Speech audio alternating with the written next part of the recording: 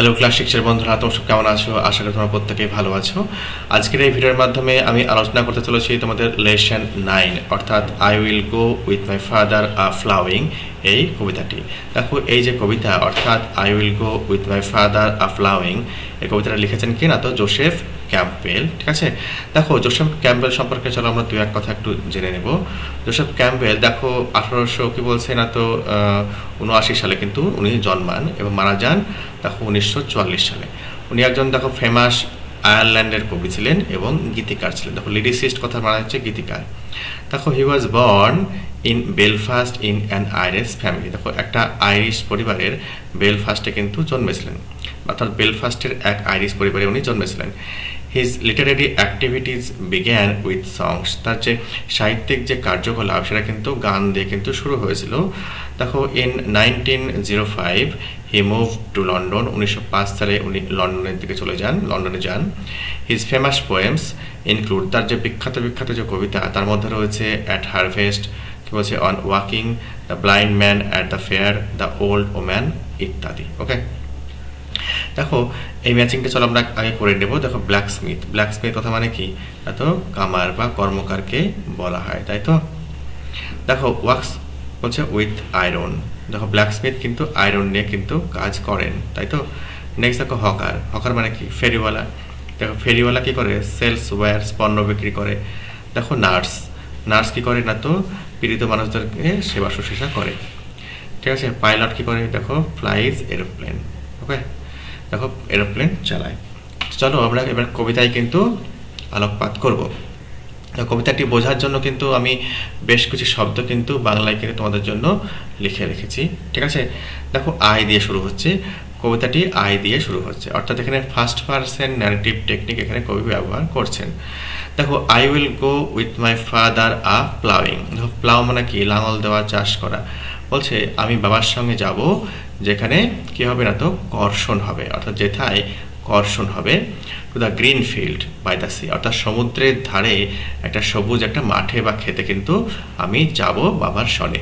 ঠিক আছে, যেখানে চাষ হবে। Okay, and the rooks, crows and the seagull will come flocking after me. দেখো কি বলছে, রুকস কথা মানে হচ্ছে দ্বার কাক, আর ক্রোজ মানে হচ্ছে কাক, এবং সিগাল মানে হচ্ছে শঙ্খচিল বা গাংচিল বলতে পারো। দেখো তারা কি করবে না তো, দেখো will come flocking after me, দেখো আমার পরেই, দেখো সারি বেঁধে কিন্তু আমার পিছনে কিন্তু আসবে। ঠিক আছে, ফ্লক মানে কি সারি। I will sing to the patient horse's, কি বলছে আমি দেখো নির্বাক যে ঘোড়া সেই ঘোড়াদেরকে কিন্তু আমি গান শোনাবো। With Lark in the while of air. দেখো কিসের সঙ্গে, এত যে লার্ক পাখি রয়েছে তার ফেঙের সঙ্গে, ঠিক আছে, বাতাসের ক্ষণে। দেখো কি বলছে, তাহলে আমি নির্বাক ঘোড়াদেরকে গান শোনাবো। দেখো লার্ক পাখিকে সঙ্গে নিয়ে কি বলছে বাতাসের ক্ষণে। And my father will Singh plough song, এবং আমার বাবা কি করবে না তো লাঙল দেওয়ার বা কর্ষণকারী যে গান সেই গানটা দেখো কি করবে না তো গাইবে। That blesses the cleaving share. ঠিক আছে, যেটা কি করবে এরা তো ধন্য হবে দেখো সব বিভাজন। দেখো ক্লিপ কথার অর্থ হচ্ছে বিভাজন। ঠিক আছে, আর ব্লেস মানে কি আশীর্বাদ করা, ধন্য হওয়া। দেখো এই যে গান করবে, গান করার পরে কি হবে, দেখো প্রথম লাইনে আমি পড়েছি, দেখো প্লাউইং কথাটা রয়েছে। প্লাউ কথা মানে হচ্ছে লাঙল দেওয়া বা চাষ করা বা কর্ষণ করা।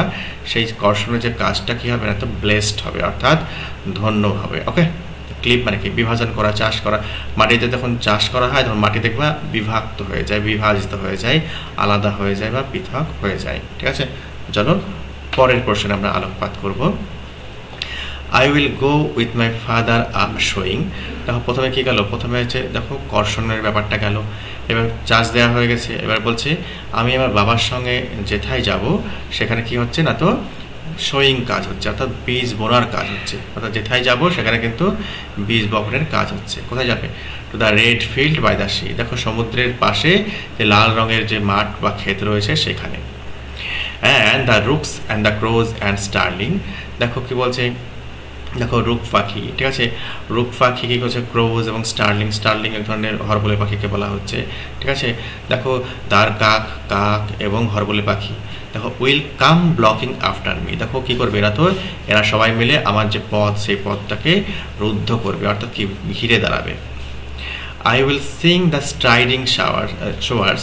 স্ট্রাইড মানে কি পরিশ্রমকারী, দেখো শো মানে হচ্ছে কি যে বপন করছে, বীজ বপন করছে তাকে শোয়ার বলা হয়। বলছে আমি তাদেরকে গান শোনাবো, অর্থাৎ কঠোর পরিশ্রমকারী যে তোমার যে মজুর রয়েছে, ক্ষেত মজুর রয়েছে, তাদেরকে আমি গান শোনাবো with Finch on the green slow. ঠিক আছে, কি বলছে, এত ফিঙে পাখিকে সঙ্গে নিয়ে, ঠিক আছে, ওই হরিৎ খেতে। দেখো গ্রিন শো বলা হয়েছে, ঠিক আছে, গ্রিন স্লো, ঠিক আছে, অর্থাৎ হরিতের খেতে এক ধরনের ফিঙে পাখিকে সঙ্গে নিয়ে আমি কাদেরকে গান শোনাবো, এত কঠোর পরিশ্রমকারী মজদুরদেরকে কিন্তু গান শোনাবো। And my father will sing the sheet song, এবং আমার বাবা কি করবে, এত বীজ বপন করার গান গাইবে। That only wise men know, দেখো ওই বীজ বপন করার যে গান সেটা শুধুমাত্র বিজ্ঞ ব্যক্তিরা বা জ্ঞানী ব্যক্তিরাই শুধুমাত্র জানে। ওকে, চলো নেক্সট পোর্শনটা দেখবো আমরা। I will go with my father are reaping. দেখো প্রথমে যে আমরা স্ট্যান্ডা দেখেছিলাম সেখানটা দেখলাম কর্ষণের ব্যাপারটা, সেকেন্ড স্ট্যান্ডা দেখলাম বীজ বুনছে, এবার কি করছে না তো হারভেস্ট করছে, রিপিং শস্য কাটছে। ঠিক আছে, দেখো আমি যাব বাবার সঙ্গে যেথায়, সেখানে কি করছে না তো শস্য কাটা হচ্ছে। The brown field by the sea, দেখো শস্য যখন পেকে যায়, যখন কাটার সময় হয়ে যায় তখন কি হয়, ব্রাউন হয়ে যায়। বলছে সমুদ্রের ধারে ওই ব্রাউন মাঠে আমি কিন্তু বাদামি রঙের যে মাঠ রয়েছে বা ক্ষেত রয়েছে সেখানে আমি যাব। And the geese and crows and children will come blocking after me. দেখো কি বলছে, তো গিজ রাজহংসী রয়েছে, রাজহংসী কাক এবং বাচ্চারা কি করবে না তো আমার পথ এসে রুদ্ধ করে দাঁড়াবে।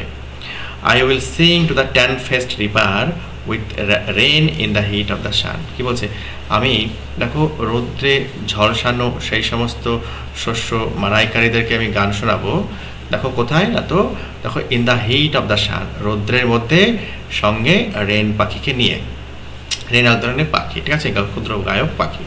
And my father will sing the seed song, এবং আমার বাবা কি করবে না তো শস্য মারাই করার, শস্য কাটার যে গান সেই গান কিন্তু করবে। That joys for the harvest জান, দেখো যার ফলে কী হবে না তো শস্য কাটার যে একটা আনন্দ, সেই আনন্দ কিন্তু ভরিয়ে তুলবে। এই হচ্ছে কবিতার লাইন বাই লাইন মানে। ঠিক আছে, আশা করি তোমরা ভিডিওটি বুঝতে পেরেছো। যদি বুঝতে সমস্যা হয়ে থাকে দুই একবার দরকার হলে আগা পিছা করে দেখো লাইন বাই লাইন কিন্তু মানে তোমাদের ক্লিয়ার হয়ে যাবে। আমি কিন্তু পরের যে ভিডিও, সেই ভিডিওতে এই যে আলোচ্য লেসন 9, এই 9-এর কিন্তু প্রশ্নোত্তর পর্ব নিয়ে হাজির হব। ততক্ষণ পর্যন্ত টিল দেন গুড বাই, ভালো থেকো, সুস্থ থেকো।